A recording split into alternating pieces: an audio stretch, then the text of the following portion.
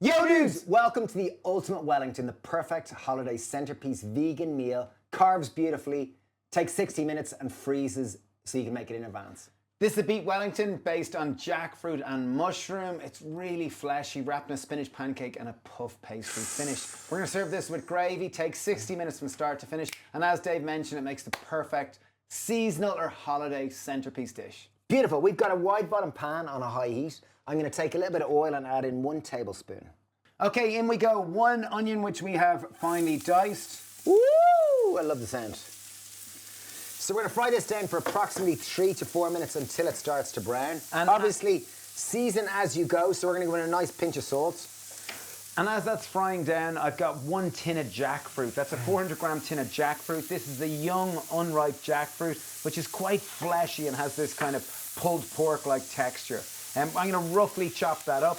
And what we mean by season as we go is that rather than leaving all the seasoning to the very end, like with a Wellington, you make the filling, and we're making the filling right now. So with frying the onion, if we season as we go, like a little bit of salt here, a little bit of there, we're imbuing flavor in each of the individual parts, and it means that it just forms this symphony of flavor at the end that is so much better than the sum of the individual parts. And also the seasoning starts to enter the center of each of the dish as opposed to sitting on the outside of the surface. Okay, so we've cooked that down for 3 minutes. Time to go in with our jackfruit. In with our jackfruit, I've got 2 cloves of garlic, which we're gonna pop in along with it too. So once again, I'm going in with a small little pinch of salt just to help season the jackfruit. A little bit of garlic dropped. Give me that, sorry. Okay, great. We have 200 grams of mushrooms of choice. I'm using chestnut. My favorite is oyster, but chestnut, button, portobello, any mushroom will do fine. And mushroom are approximately 80 to 90% water. So what we're trying to do is evaporate lots of that moisture so we get loads of flavor into it. So just chop them up into bite-sized pieces. So just to recap, we've gone in with 1 onion, we've gone in with 1 tin of jackfruit, which was approximately 400 grams. We went in with a couple of pinches of salt, and we've got 200 grams of mushrooms of choice. I'm going in with another pinch of salt here, just to help break down the cell walls of the mushroom and release more of their flavor. Very important just to keep stirring right the way through it, because we do want to mix the mushrooms through it and evaporate a lot of the moisture before we move on to the next phase. Okay, while that's cooking down, this is a beet Wellington, not a beef Wellington, so we're using a beetroot. Just give it a good rinse. The skin has most of the minerals because that was touching the soil, and all minerals, as you know, come from ground up stones. Okay, so we've cooked that down collectively, we're probably about 8 to 10 minutes in. The mushrooms have evaporated. See, the volume has dropped hugely. There's also a little bit of colour in the mushrooms, meaning that they're starting to caramelise and brown. So we're gonna add in our grated beetroot. So we had 1 kind of medium to large fresh beetroot.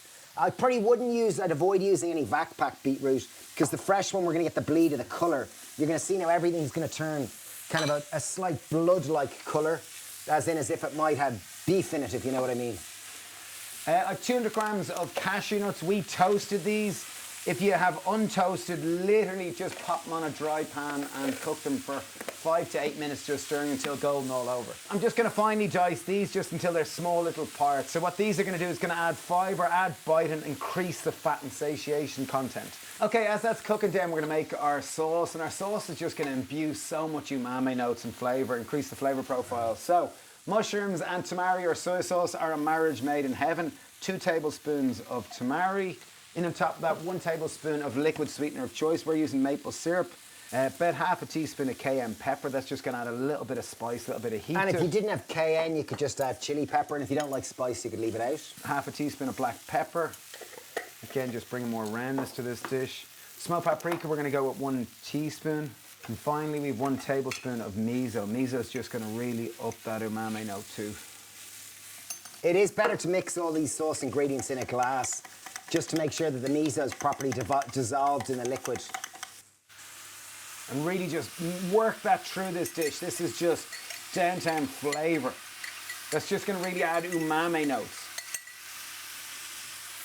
Okay, I'm gonna knock that off the heat now because I don't want to evaporate any more of that liquid. Okay, next up we have our cashew nuts. We're gonna add them in and just mix them through. So now time to add in some spice or some herbs. So right now we've loads of sage on the farm, and sage is just traditional kind of flavour for this time of year. It's one of those Thanksgiving and kind of seasonal ingredients which are typically used. Sage is very strong, so a little bit goes a long way. So I have about 10 leaves. I've got some sprigs of thyme. I'm just going to take them off the stalk. It grows up like that. Literally take my hand and go backwards across the stalk, and it takes the leaves off. It's very simple. You don't want the stalk of thyme in the dish at all. Same with sage. The centre stem can be quite thick. So as Stephen said there, we've got just 10 simple leaves of sage. And goes out. Yeah, wow, the colours look beautiful. Like that just looks like a festive wreath already. It looks just really delicious and yummy. So ladies and gentlemen, that is pretty much our stuffing done. Final thing is just to taste and season and make sure we've got enough salt and black pepper, and that it should taste really full of deep flavours. Monsieur Flynn. Merci. Wow. So as you can see, there's still a lot of moisture evaporating off it. And don't forget, this will cook with the pastry in the oven. Wow. A lot of flavour. Very good. Quite a grizzly mouthfeel, not quite bitey, very freshy. Lovely. Okay. Delicious. Stuffing done. Doesn't need any further seasoning. We're going to leave that to cool. As that cools, we're going to make a spinach pancake. The reason why we're doing a spinach pancake is when you carve it, you will see the red fleshy inside. You'll see a green exterior and then puffed in puff pastry. It just makes it more beautiful, and well worth doing if you can. So into your blender, we have a nice handful of baby spinach. Approximately 60 grams of baby spinach. Looks like loads, but don't worry. And you might wonder, what's a pancake going to do with a Wellington? Well, you will see this is a really beautiful key component to this dish. Okay, 60 grams of self-raising flour. So that just has the raising agent in it. We have 25 ml, or 125 grams of milk of choice. We're using oat milk, generous pinch of salt. Pop it all in, and we're going to blend until we get a nice smooth batter.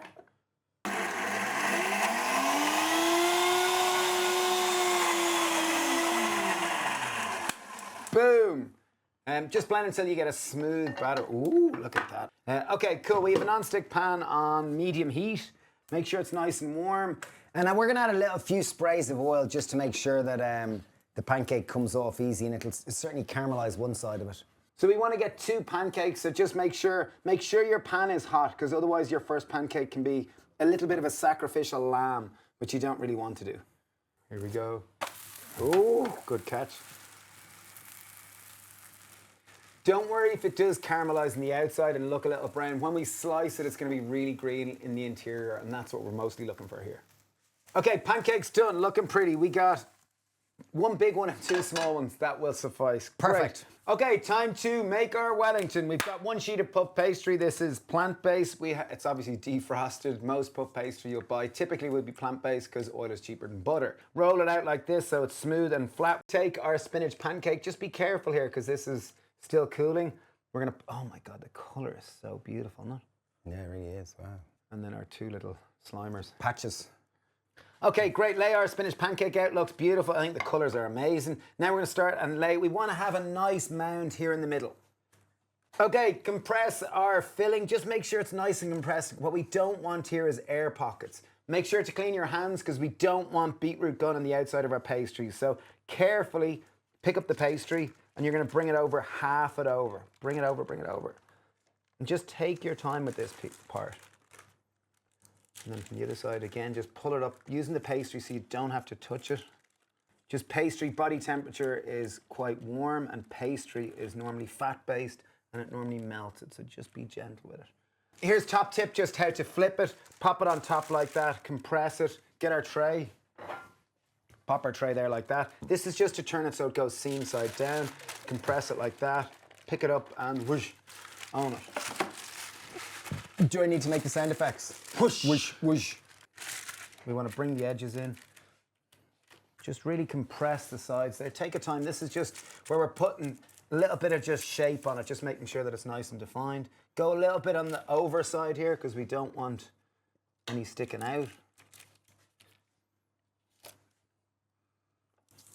Once you're happy that it's got a nice shape on it, just pop it on the baking tray. We've preheated our oven to 200 degrees Celsius. Okay, get yourself a palette knife or else a butter knife and turn around to the other side where it's not sharp. What we want to do here is score just the top. So I'm going to do just a simple. So you're not cutting through the pastry? Nope. Just marking it. So this is purely for aesthetics, for visual aesthetics. Yeah. What this does is it just controls where the puff pastry expands and where it opens out. And finally, what we're going to do is we've got some oat milk. We've got a pastry brush here, and I'm just going to brush the top of this with a bit of oat milk. Okay, once you have brushed it with oat milk, you can pop it into the oven. We're going to bake it until it goes nice and golden. Any remaining filling, you can put in another sheet of puff pastry and repeat the exact same. So this will take approximately 25 minutes to golden up in the oven at 200 degrees. Okay, we've left this bake for about 30 to 35 minutes until golden and beautiful. It smells amazing. The room just smells like, ooh, it smells delicious. Oh, I love puff pastry. I love puff pastry. I love puff pastry. Look at that, for just gorgeous. Wow. Yum, yum, yum, yum, yum, Okay, yum, let's yum. transfer this up to the board. Just careful, careful, careful, careful. Two-man job. Okay, now just to show you, this is my favorite bit. This is to show you the filling, the innards. Okay, here we are. I'm excited to show this. Oh, look at that. Oh, that's juicy. Oh, I love pastry. Even just the smell. It just I'm salivating so much. Look at that. Okay, so all that's left to do is to taste this delicious delight. The filling tastes amazing. The pancake tasted great. And obviously when you wrap it in pastry, it is going to taste even more superior. I love to serve a Wellington with a little bit of gravy and some cranberry sauce and some roasties, but even on its own. We do have lots of other videos on this channel of how to make the perfect roast potatoes and how to make a simple gravy. So do check them out if you're looking for them. As we said, this is the perfect centerpiece dinner for whatever festive holidays you celebrate. To your health, Mr. To your good health. There we go. Cheers, cheers. Yum, yum, yum, yum. Thank you, life. Thank you, life. Thank you, life. Wow. That is so tasty. An hour from start to finish. Really easy to make. Presents beautifully. Serve with gravy or cranberry sauce. Thank you for watching. We're the Happy But Pear. as we said, which is the biggest sell for this is you can make it ahead of time and it's stress-free, particularly if you've got a big celebratory dinner, such as Thanksgiving or Christmas or Hanukkah or any of those celebrations. So the perfect centerpiece meal that happens to be vegan and dairy-free. And obviously you can use gluten-free pastry as well. So we're the Happy Pear. Thank you so much for watching. If you are interested in joining a community to support you to be healthier and happy, we've got our recipe club and our whole health tribe in our app. So full details in them down below. Thanks a million. For watching. Bye. Bye.